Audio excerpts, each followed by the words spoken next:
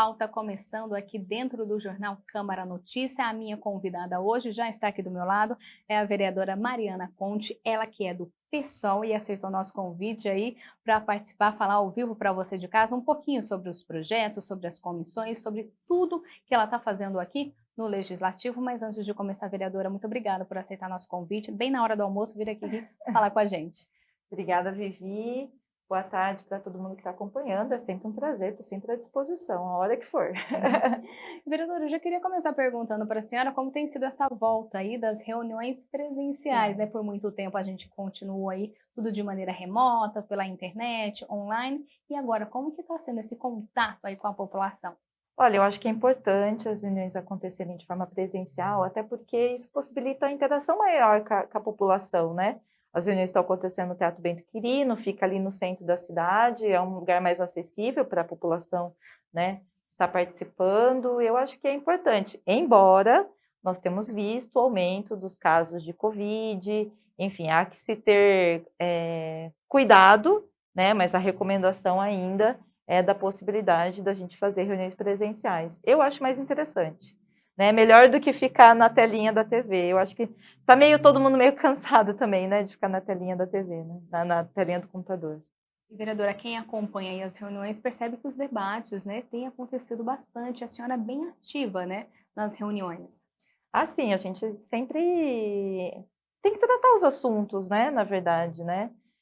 Eu sempre faço questão de intervir dos assuntos, não apenas dos assuntos particulares, mas dos assuntos de interesse geral, né? A gente está vivendo aí um momento tão difícil no nosso país, momento de uma crise econômica, desemprego, precarização dos serviços públicos, aumento da violência, enfim, e que é papel da Câmara de Campinas também estar sintonizada com os temas nacionais, estar sintonizada com as questões que refletem na cidade de Campinas e lidar em Campinas com os efeitos desse processo. A senhora falou aí, né, o que está acontecendo agora na nossa cidade, no Brasil e no mundo. Por isso, a abertura aí dessa comissão parlamentar de inquérito antifascista, eu queria explicar, né? Essa comissão já foi aberta aqui na Câmara e já vai começar a fazer reuniões, né? Sim, a gente vai ter a primeira reunião agora segunda-feira. Eu acho assim, primeiro, eu acho que foi uma demonstração importante que a cidade de Campinas deu de abrir, né, o Legislativo Campineiro. Quero agradecer aos vereadores que assinaram a abertura da CPI. Faz mais de 10 anos que a gente não tem uma CPI na cidade de Campinas, então é uma situação bastante importante para a cidade. E o que motivou a abertura dessa CPI foram os casos de violência que aconteceram, são vários casos de violência que têm acontecido, então teve pichações nazifascistas no Instituto de Filosofia e Ciências Humanas, teve também um ataque armado no bar da Ademir, né, que é um bar próximo à moradia estudantil, um bar que é frequentado pelos estudantes, e uma ação que foi direcionada a imigrantes haitianos que trabalham no bar, esse ataque armado, e as pessoas que fizeram esse ataque estavam vestindo símbolos nazifascistas, além do que a gente tem visto pichações e ameaças de massacre, teve isso numa escola de Campinas. Então, esse aumento dessa violência, que na verdade está sintonizado com as pesquisas que têm apontado o crescimento de grupos extremistas da extrema-direita, grupos que abertamente fazem propaganda, apologia ao regime nazifascista, né, apologia a Hitler, e defendem, principalmente uma característica fundamental de todos esses grupos, é a defesa da supremacia branca.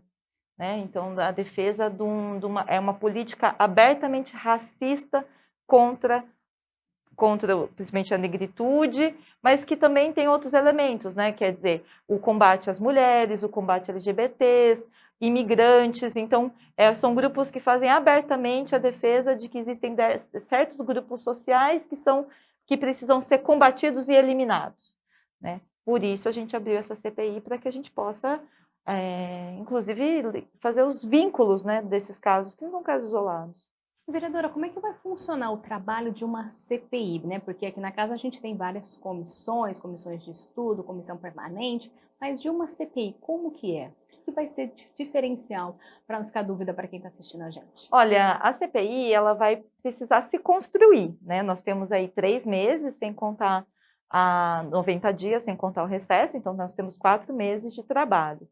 O que nós temos apontado, a reunião ainda não deliberou, mas o que nós temos construído com os vereadores, a primeira coisa a gente precisa criar, a ideia é construir uma audiência pública, né? Tanto para que a gente debata o tema, chame pesquisadores, chame pessoas que estão diretamente envolvidas com esses casos de violência, pessoas que foram vítimas desses casos de violência, e que a gente também acolha denúncias do público, né? Eu acho que isso é uma coisa importante, né? A CPI também esteja aberta para acolher relatos, enfim, para que a gente possa ter material para trabalhar. Para além disso, nós vamos acompanhar os processos de investigação da Polícia Civil, vamos visitar as instituições que tiveram aí, foram atacadas de alguma forma. Esse é o início aí do processo da CPI. Ao final, a CPI elabora um relatório, que pode ser um relatório de sugestões de mudança, um relatório de denúncia, um relatório que da gente, né, dependendo de onde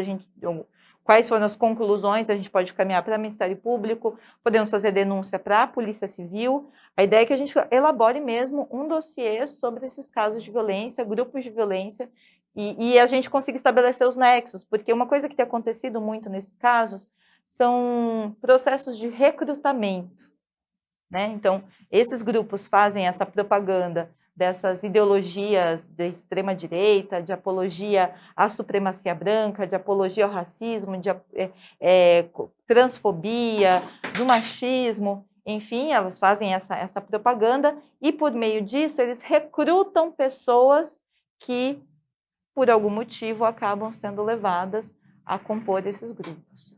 Essa CPI, então, é a CPI antifascista, que a vereadora Mariana Conte vai estar, né, já está à frente dessa CPI, e a senhora também está à frente da comissão, só que agora permanente, da mulher aqui da casa, né, que também tem trabalhado bastante. Sim, a Comissão da Mulher, ela vem fazendo um trabalho, e a gente teve como central, desde da legislatura anterior, a montagem dos serviços que atendem mulheres em situação de violência, né? Então, hoje, felizmente, depois desses anos de trabalho, a gente pode dizer que Campinas gabaritou todos os serviços previstos na Lei Maria da Penha, né? Então, hoje nós temos a vara de violência doméstica especializada, temos uma defensora vocacionada para atender mulheres em situação de violência, temos o Centro de Responsabilização do Autor de Violência. Tudo isso foi trabalho que nós desenvolvemos enquanto Comissão da Mulher. É claro que esses serviços precisam melhorar muito, precisa ter investimento, é uma briga constante, sempre falo na tribuna sobre isso, porque você precisa ter profissionais para realizarem esse trabalho. Mas, felizmente, eu fico muito feliz, muito satisfeita de que hoje todos os serviços que estão previstos na Lei Maria da Penha, hoje existem em Campinas. Então, foi foi uma conquista, né, do movimento de mulheres, da sociedade e da Comissão da Mulher, que eu presido desde a legislatura passada. Só que, vereadora, essa comissão tem muito trabalho, né? Eu estou vendo aqui a pauta da próxima reunião da Comissão da Mulher, olha só, vai debater as mulheres com deficiência e as dificuldades no mundo do trabalho, empregabilidade, preconceito, machismo, um tema aí bem atual. Com certeza, isso é uma coisa, é um tema importante. Nós temos visto que o número de empregos de pessoas com deficiência caiu bastante, sobretudo de mulheres, né? Tem o CESIT, que é o Centro de Estudos da Unicamp, Centro de Estudos Sindicais e Trabalho da Unicamp, tem um núcleo de pesquisa que está fazendo um levantamento super interessante sobre os empregos de pessoas com deficiência em toda a região metropolitana de Campinas e está verificando se as empresas estão cumprindo a lei de cotas. A lei federal diz que empresas com mais de 100 funcionários têm que, a partir de algumas proporções, ter uma porcentagem voltada para o público com deficiência. Então, eles estão fazendo levantamento se essas empresas estão cumprindo ou não, e a maior parte das cidades, as empresas não cumprem a lei de cotas, estão fazendo detalhamento sobre a característica, né? Então, as diferenças relacionadas à questão de gênero, ao tipo de deficiência, né? Então, é um levantamento muito interessante. Eu participei, indicada pelo presidente Zé Carlos, de uma reunião que aconteceu no Ministério Público do Trabalho, e aí a intenção agora é trazer esse debate, esse levantamento, esse diagnóstico aqui para a Câmara também, abordando especificamente essa questão do recorte de gênero, mas que a gente trate o tema também como um todo, né? Porque quando a gente sempre fala, né? Quando uma mulher avança, nenhum homem retrocede. Né? Claro que a mulher com deficiência, ela carrega o preconceito de ser mulher e o preconceito de ter uma deficiência. Né? Então, nós queremos tratar esse tema na Comissão da Mulher, e aí estamos convidando o Centro de Pesquisa, o Ministério Público do Trabalho, enfim, as pesquisadoras, para apresentar esse diagnóstico, que é uma questão séria e desde 2020 vem caindo o número de empregos de pessoas com deficiência em toda a região metropolitana, sobretudo para as mulheres. A gente lembra você de casa que a reunião da Comissão da Mulher, claro, a gente transmite tudo ao vivo aqui pela tela da TV Câmara Campinas. E, vereadora, eu também queria falar um pouquinho sobre projetos da senhora. Tem aqui um projeto de lei, o 46 deste ano, que fala sobre a oferta de métodos contraceptivos para a população em idade reprodutiva. Como assim? Explica para a gente. Olha, na verdade, esse projeto ele escreveu uma série de questões, mas eu acho que ele tem um ponto central. O ponto central é a garantia do direito sexuais e reprodutivo das mulheres. É a garantia da autonomia da mulher.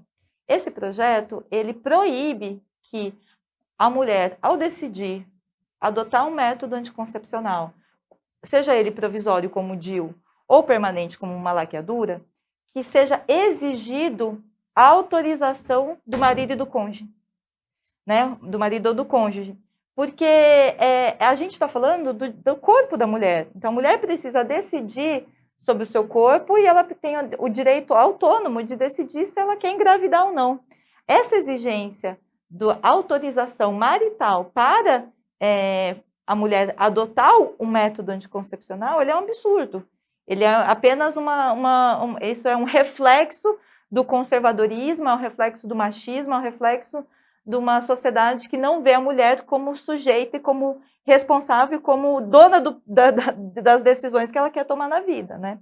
Então, o projeto ele prevê o acompanhamento no centro de saúde, prevê o acesso aos métodos anticoncepcionais, mas prevê também que a proibição da exigência do cônjuge, do marido, enfim, para que a mulher possa adotar métodos anticoncepcionais, sejam permanentes ou provisórios, né? Isso é importante porque para a gente combater gravidez indesejada, enfim, toda uma série de questões que fazem parte do universo da maternagem e também, né, ao mesmo tempo, a gente luta para que as mulheres que decidam ter os seus filhos, que elas, a partir de uma decisão consciente, não tutelada por alguém, né, não tutelada por outra pessoa, que ela decida que ela possa ter o direito de ter o pré-natal, enfim, de ter tudo isso atendido no sistema público, né? Então, o central desse projeto é a proibição de que para a mulher adotar um método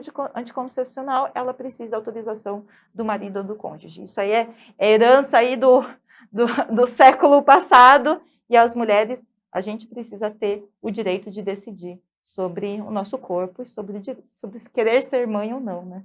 Esse projeto já foi protocolado, vereador, ele segue em tramitação? Já foi protocolado, ele segue em tramitação, está para despacho de estudo jurídico e para as comissões. Ele vai tramitar.